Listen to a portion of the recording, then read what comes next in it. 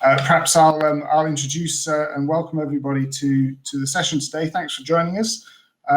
We're here today to discuss the future of sustainability, huge subject, and probably one which a short sort of roundtable of 25 minutes will barely scratch the surface of, really. But it's an important subject to be talking about anyway. So I think looking forward to the discussion.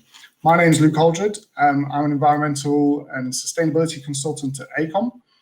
We're a global business doing technical consultancy and engineering solutions to almost every sector you can think of, actually, from the built environment right through to the natural environment and everything in between. But it's not just me. As you can see, I'm joined here today by some distinguished colleagues. We've got Mick, who's a sustainability consultant at Greenfish, based in Amsterdam. And we're joined from the UK today by Sam Carson, who is the head of sustainability valuations and advisory services at CBRE UK. We're also scheduled, I think, to be joined by another colleague from Deloitte. I think he's having perhaps even more tech problems than Mick. So I will try and admit Mark when he's able to join us. Well, firstly, thank you, gentlemen, for joining us today. Before I turn to you, I'd like, in a way, perhaps just to reflect a little bit on why is sustainability such a hot topic at the moment. I've been spending all my working life really advocating for sustainability. What's really exciting these days is that it's not just enthusiasts like me who are talking about sustainability and wanting to understand what our obligations and our opportunities regarding sustainability. It's not just people like me. It's people right across society or right across the world, whether those are politicians, policymakers, corporates, individuals. I think everybody recognizes that there are obligations in sustainability that we should look at. But why now? And I think I've been musing on this. I think COVID has got a lot to answer for, coronavirus, and I think in some ways this might be it's that extra catalyst to be doing something now, I think, on sustainability. Yes, there's a need to rebuild our shattered economies and to address the challenges and the weaknesses in our societies that coronavirus has highlighted. That is clear and evident to everybody. But the need for that recovery to be green and sustainable, there's so much. I think that is an accepted thing, and a lot of momentum behind that, I think, building from coronavirus. But thankfully, it's not all about coronavirus. One day that will be history. But sustainability is about the future as well. This year, we're in the year of COP, Conference of the Parties, a very important climate change summit at the end of the year in Glasgow in Scotland. And I think there's a very definite feeling of, in the months leading up to this, there's a very definite feeling of racing to the top, which is not something we can often or usually say about our political class. But I think in some ways, there is that race to the top. Governments are falling over each other really now to try and commit to ever more ambitious climate change targets, particularly around the net zero agenda. But it's not just at that sort of global or national level. That is really taking hold even right down at the very local level. So district or city government level, in corporates too, this is taking hold as well. But a large proportion of corporates now have committed to science-based targets. These are targets which align organisations with the ambitions and the outcomes that we want to see, which have been enshrined in the Paris Agreement, which was the last climate change major agreement back in 2015. So these are trends which are having, I think, transformational effects on the real estate sector. I think there's an inevitability in some ways that the built environment and buildings in general will need to be green, sustainable, and they'll need to be net zero. I think we know as an industry that will happen. The question of when is another matter, but there isn't this inevitability. I think that we will end up in that space. The choice available to us is not really if we should respond to this agenda. It's really how we should respond to it, and to what extent do we respond proactively or reactively. And just before I sort of bring in my colleagues, I think there's a really interesting parallel with the automotive industry, actually. In the not too distant future, petroleum-based transportation will be a thing of the past. Certainly in our lifetimes, they will be largely a thing of the past. And I think that window of the future, I think real estate development that does not respond to sustainability will face real great challenges in the future. Perhaps those challenges are insurmountable. That, you know, it's perhaps existential, perhaps even. So I think there's a really interesting parallel that we're seeing now, I think, with that automotive industry. But I want to bring in my colleagues now from industry. Where should we start? I think let's maybe start with the technical world. So Mick, you're an energy engineer from Greenfish. Please take a moment to introduce yourself. But I'm going to pose this question to you. What do you see as being the biggest challenges of delivering net zero buildings from that technical perspective? Yeah, cheers, Luke. I hope I'm the right person to talk about this for the technicalities. I can't even mend my own video here, but let's not dwell on that. I'm sorry, I can't get that working, so I'll just do it like this. If you do it with the voice. Yeah, cheers. Thank you very much for asking us to join as well today. So, like you said, Mick Richards, energy consultant for Greenfish. So I am approaching this issue from an energy systems perspective. So really looking how to move towards net zero and how you can transition your energy system within buildings towards that target. And looking at, like, you can look at that from different skills, from individual buildings, how to balance everything out within one building there, or also for business parks, or maybe even bigger than that, to see if you can find as much balance as possible. So those are the issues I'm working with on a daily basis, and I think that fits in very well here. So, say you touch upon it now, the inevitability of it. So working towards net zero, legislation is piling up. I'm working in a Dutch perspective, and there are targets being set closer and closer, all as a path towards that net zero target there. What I think the biggest challenge is probably, we have like two really big challenges. One is something that feels out of our hands, that's grid capacity. So the role of the electricity grid in this whole question. And the second isn't really an outside challenge, but it's more, how do you approach this? So how do companies attack this? And there, I mean, looking at having a long-term transition plan, if we take that inevitability for granted. So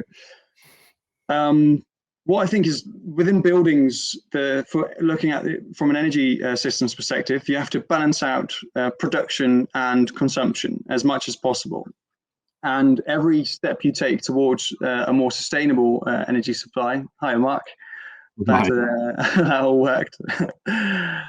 So every step towards that is, there are loads of steps before you can really move to net zero. So solar panels will be the first thing, but also transitioning the heat system, and all these different aspects have to fit together into one coherent strategy.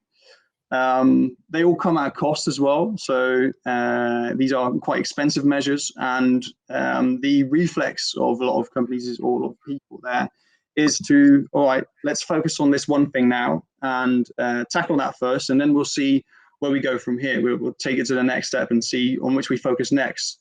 So divide that up, and then if you do that without a clear overall plan where you're heading, it becomes more and more difficult how to balance out these different components from your energy system. I think, like, looking at it from the start, looking at it with the end in mind is really important. Maybe an example would be, as I just touched upon, the solar panels on your roof. If you have multiple tenants living within the buildings, it might be, if you just look at, all right, we need solar panels, and I don't want to deal with all the political aspects of that, or the stakeholder management with all the people within. You can choose, for instance, to feed everything straight back into the grid. But if you then, after that, look, you sign that, tick that off the box, and then go to your heat system, and you transfer to electrical heat pumps, then you might really need that electricity that you just decided to feed back into the grid. So you really need to look at it in the long-term perspective and fit everything into that puzzle right from the beginning. Otherwise, you miss out on optimization on a technical level, but also from looking at it from your business case. And then with that comes the grid congestion, so limited grid capacity. That's always something you need to look at it from the start as well. So not just what do we need now to be able to inject into the grid or take away from it, but know where you're heading and see where your consumption profile might lead you, so you can make good decision on that and move as quickly as possible. So I think those are two main challenges. Mick, I just wanted to pick up on one or two things you mentioned there. So you mentioned grid capacity is a real constraint. Can you just maybe, and perhaps this is something that listeners are also hearing from conversations they're having with their clients or with their design teams or their partners. Can you expand a bit on why that grid capacity constraint is such an issue? Are there changes in energy mixes going on changes in the reliability of grid or generation? Do you want to just pick up on that for a moment? Yeah. So the main well-known problem is that the intermittent resources being used there, solar and wind being really scaled up within the grid, and that creates a lot of imbalance and also uncertainty to when electricity will be produced and when it's taken away, taken off the grid. So that's a well-known thing, and it leads people, at least what I see from it, leads people to all try to make sure they have their own little bit of that of the available grid capacity, instead of looking for collaboration. So, like for instance, the business parks you've got there on the grid there, you've got a lot of solar power coming in, a lot of wind power coming in there.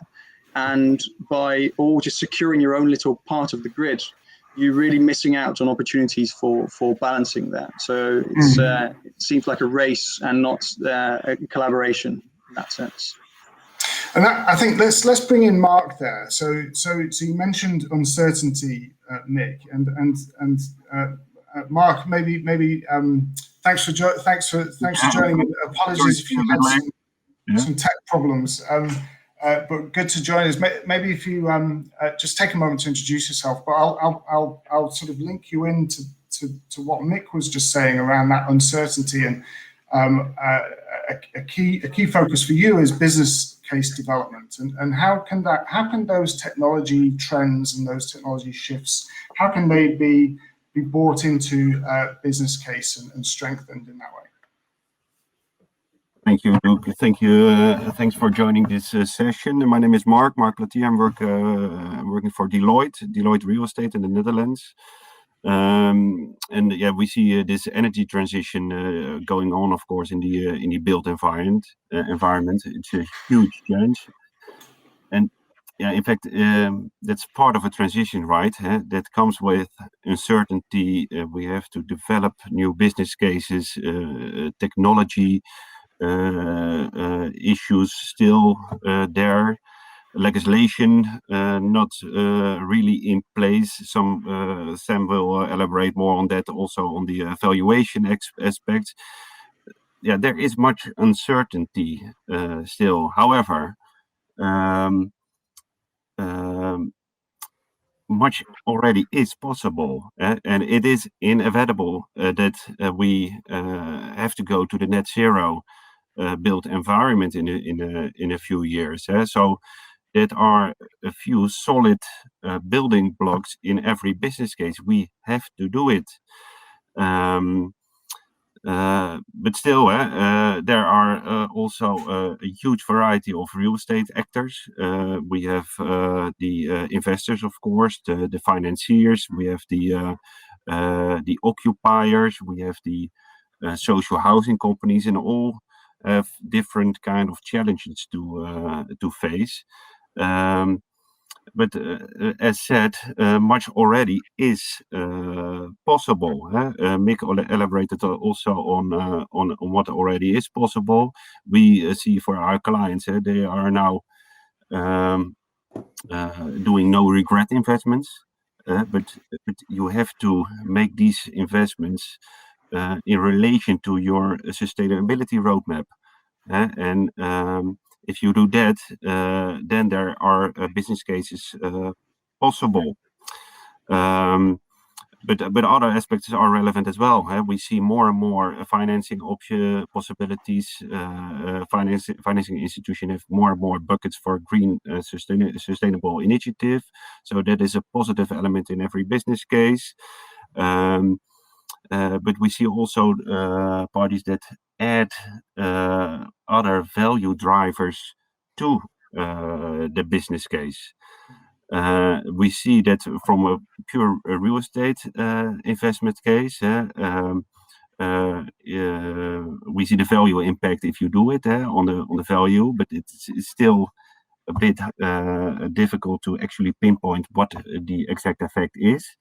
But still, there is a positive aspect in it, and we see also that parties are adding more value blocks to their business case. For instance, as an occupier, they see a sustainable environment that will help us attract talent, or it will strengthen our company brand, and that also has a value component in it, so that can help difficult business cases become more viable.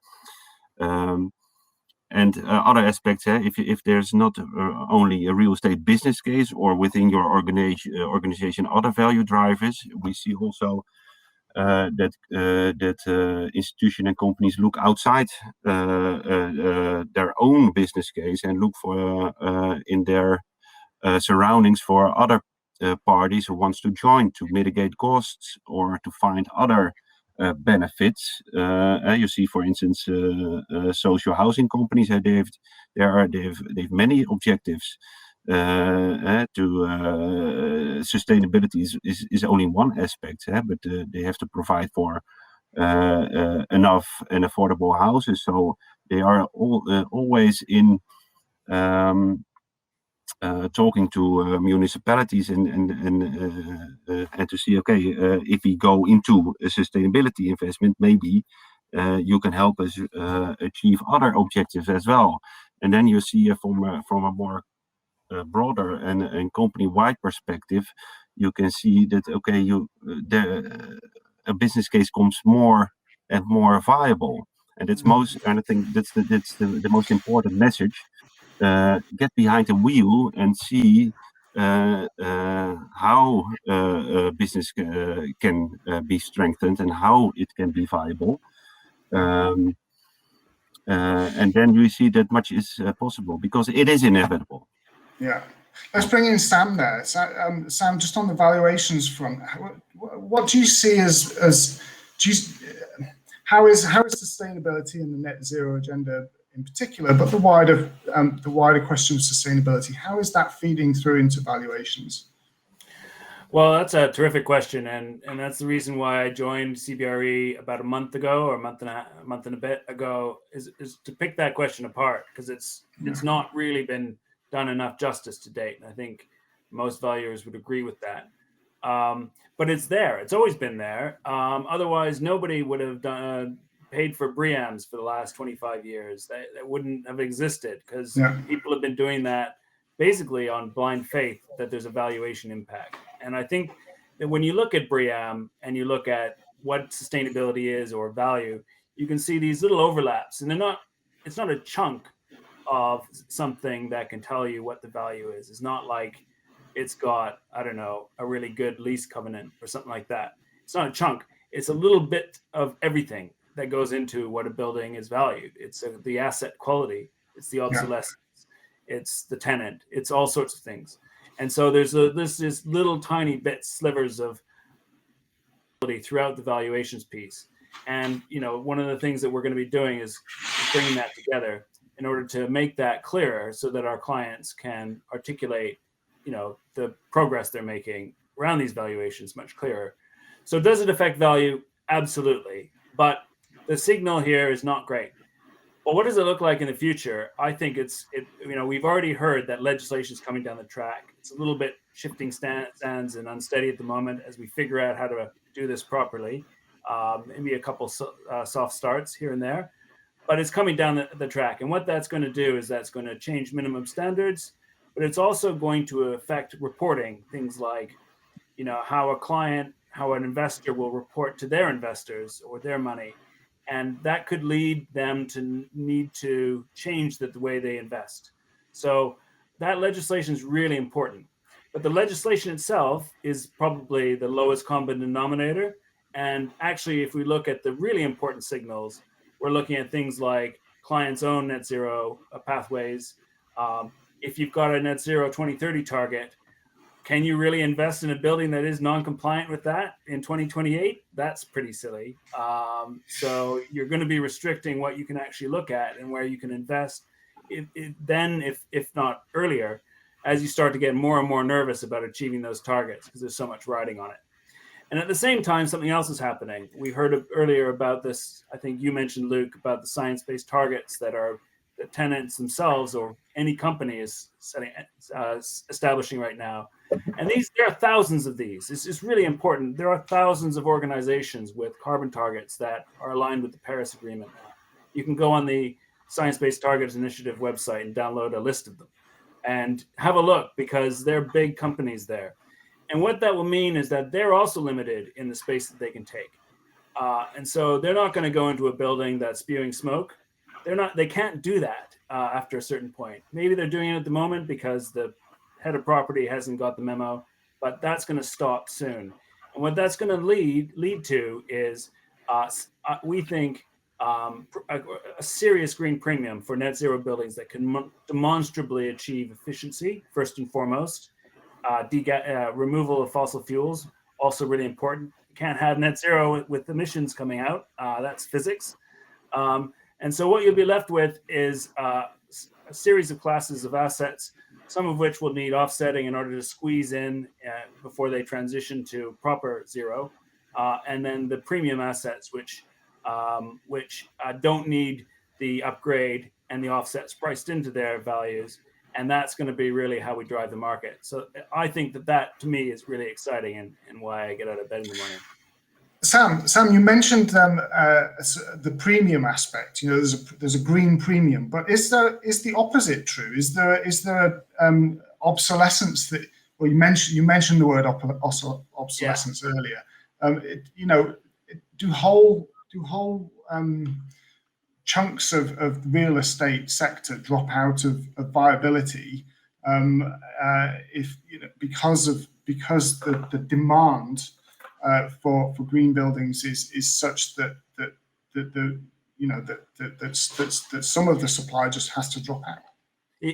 I think it's really, really interesting. I don't think it's a binary thing. It's a gradient, but it could be a fairly severe gradient. So I'll give you that. So when you think about a premium, right now, if you look at your BREEAM outstanding building that is net zero and all of this stuff, it's usually also really great building and a great location, because otherwise they wouldn't have invested the additional amount. So understanding what's green within the premium of that building is pretty hard. However, counterfactually, if we find ourselves with a shed which is rusty and spewing smoke, we can definitely see the discount there. The signal is pretty strong, right? This is a building that is obsolescence, it's obsolete. It's not going to achieve climate targets. Nobody likes it. So the discount is really strong there. We can see it's not very good. And a poor EPC is definitely a clear signal of brown penalty. And it's probably easier to see than the green premiums that we see in just great buildings that are great in all sorts of different ways. But we have to look at both, because we need the carrot and the stick. And both will exist within valuations. They exist already. We just need to pull it out and have a look at it in greater detail. Yeah, it's really interesting. I've lost count of the number of times I've been asked, in a way, asked broadly speaking, the question, what extra value does these sustainability measures bring to a development? And it's often a really incredibly difficult question to answer. Yeah. But really looking forward to seeing how your work sort of tries to tease that out. And I think it's really interesting why that's so hard. Valuers cannot look in the future because that's not allowed, right? Value is today. It's today, and maybe you can use recent history. Whereas sustainability is way out in the future, saying avoid these massive risks that are coming down the track. The valuers up until now said, I know there's a massive risk coming down the track, but I really have to ignore that because this is what people are paying today for it. And that's a different skill set to the sustainability person who's saying, look out, there's something coming. And so that's the reason why it's been so challenging, is that we're talking about future risks versus current value. And those on the line. But we can start to think about how they work together and what today's value means for tomorrow's future if we think about all the permutations and combinations of risk. But everybody in the value chain needs to work together to sort of get this over the line, because we as valuers can't really assess a penalty, how much a penalty is, unless we understand how much it costs to basically fill the gap. And we also need to talk to our leasing agency about where the demand is from tenants, and so I think what we'll see for this challenge is a number of different collaborations, which is actually really exciting in real estate. Yeah, do you know what? We've already overrun, gentlemen. But maybe one last question I'll actually put to Mark, just to pick up on something Sam just mentioned, that valuations are very difficult, if impossible, to try and forecast. But building a business case inevitably requires the need to forecast or to understand that future business case, or the business case based on what we foresee the future of that asset to be. So I don't know if there's anything you want to come back on or add on to that. Of course, it is for a valuer that's really difficult. For us, we do have to look in the future some occasion. But it really depends also on to what party you deal with. Some parties they do, okay, no, we only look at Excel-based pricing, and our Excel base goes from now till 7 years ahead, and behind the 7 years we do not care. And other parties, they say, okay, no, we are here for the long run, and we see this, and it's a part of our DNA, and we have to do it, and we trust that it has a positive value impact. But what we do see, as in general, Sam also mentioned the carrot and the stick. We do see that all the bad buildings, there will be the value decrease there is much more visible than the value increase. It's more a license to operate. That's more like it than we see actually value increase. No, they stay. That is the new normal. And what is not normal, that's absolutely not valuable anymore in the future. And I think that will be seen it's the most clear answer that I can give. But it depends on the real estate party you ask it. But we are always looking at the most solid building blocks to make an investment decision. And that's why if we can't see it in the real estate business case, we look outside the real estate business case and find others. Yeah. Well, gentlemen, we've reached the top of the hour, and we've overrun. So I think maybe we should draw it to a close. But thank you so much. As predicted at the start, this is a subject that we only can scratch the surface of today. We need several textbooks and several years probably to discuss it in the depth and the detail that it warrants. So, but gentlemen, thanks for joining us today, and yeah, have a great day. Let's sign out. Thank you. Thank you. Thank you very much. Thank you very much.